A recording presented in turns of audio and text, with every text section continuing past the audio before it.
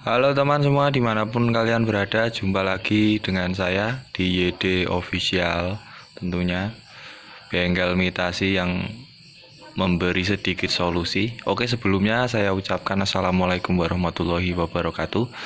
Yang belum subscribe, di subscribe channel ini dan aktifin tombol loncengnya supaya bisa mendapat update video terbaru dari kami.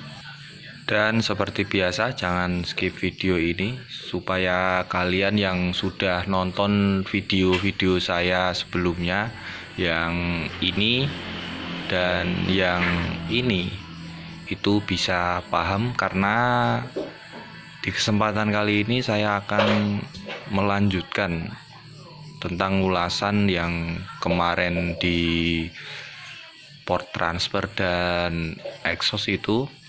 Sekarang tiba saatnya kita masuk ke area crankcase. Dan tanpa berlama-lama, di depan kita sekarang ini ada sepeda motor mainan.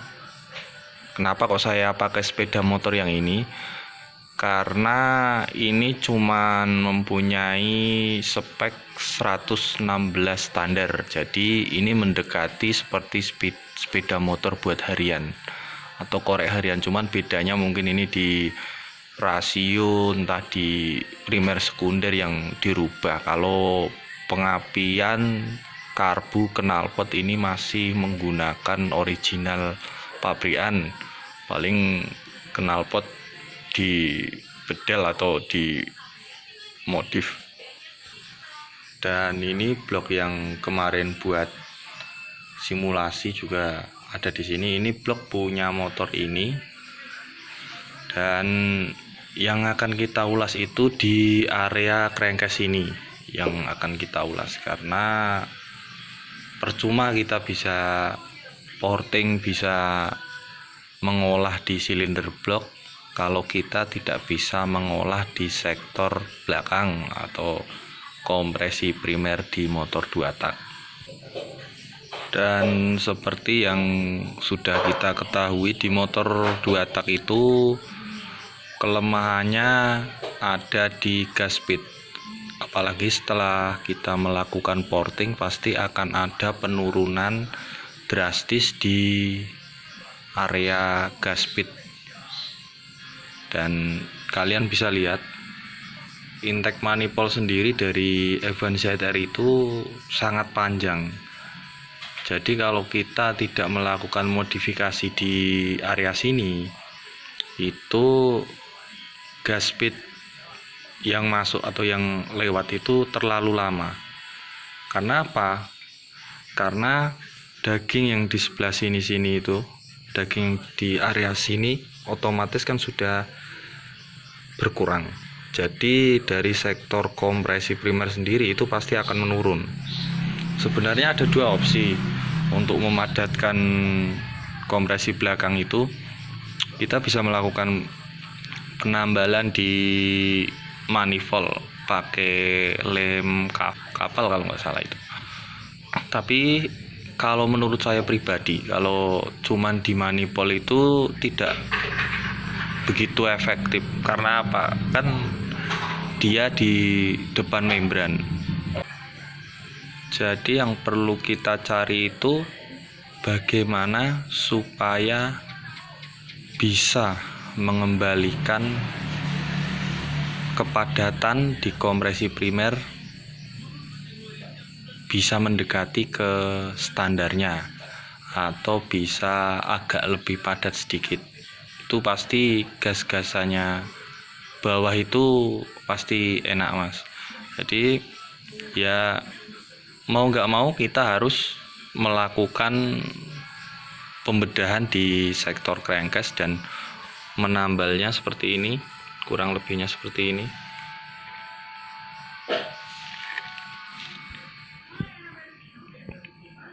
Bisa dilihat ini memang kendaraan udah nganggur agak lama, sekitar ya 3 bulan lah, makanya kondisinya agak kotor ya, enggak agak kotor, memang kotor kondisinya. Jadi seperti itu. Untuk di manifold sendiri itu usahakan kita menggunakan manifold yang original. Karena apa? Kalau imitasi itu biasanya kalau mesin udah panas itu dia akan lembek, lentur. Kalau kita gas itu gini-gini karburasinya itu goyang. Makanya itu juga kurang bagus menurut saya. Jadi lebih baik jelek nggak apa-apa, yang penting original. Dan alangkah baiknya kita itu mengenal fungsi dari memadatkan kompresi belakang itu.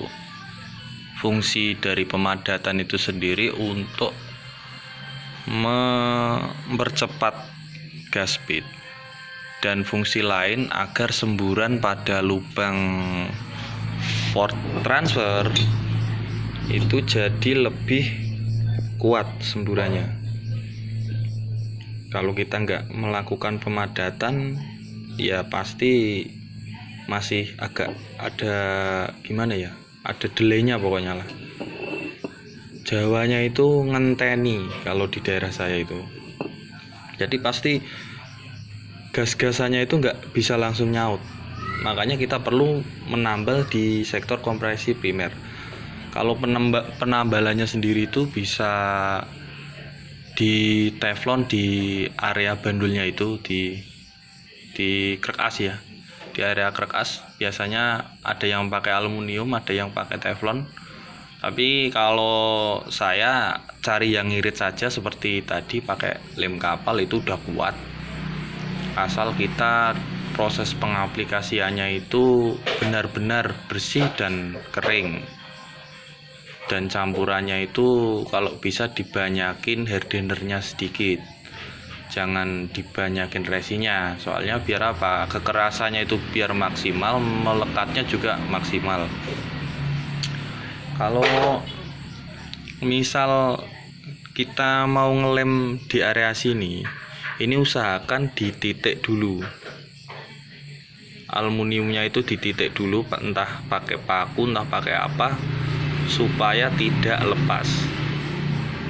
Dan ini ya nggak kalah pentingnya, untuk di motor 2 tak itu kalau kita sudah melakukan porting maupun korek harian,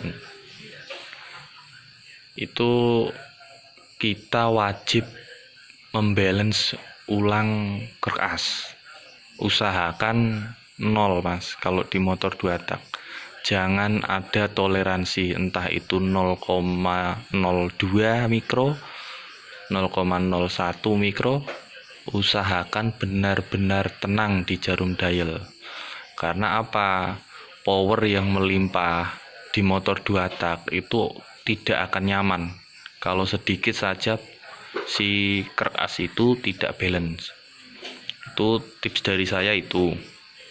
Untuk pengapian, kalau di motor 2 tak itu yang utama itu nggak usah racing, nggak apa-apa, yang penting full original. Jadi harus benar-benar full original, nggak boleh ada yang KW-KW-an.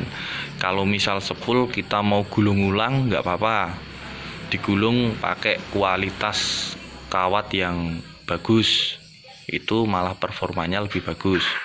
Tapi kalau di CDI maupun coil usahakan original. Semisal kalau ada yang tanya stang sehernya pakai apa, ini saya cuman pakai NPP. Ini cuman pakai NPP, nggak racing, nggak apa. Ini cuman NPP, seher juga saya pakai NPP. Produk paling murah itu udah ngatasi. Jadi nggak perlu yang mewah-mewah. Asal kalau dibalap seperti motor ini itu pasti kalau piston itu 1-4 kali res itu saya usahakan untuk ganti.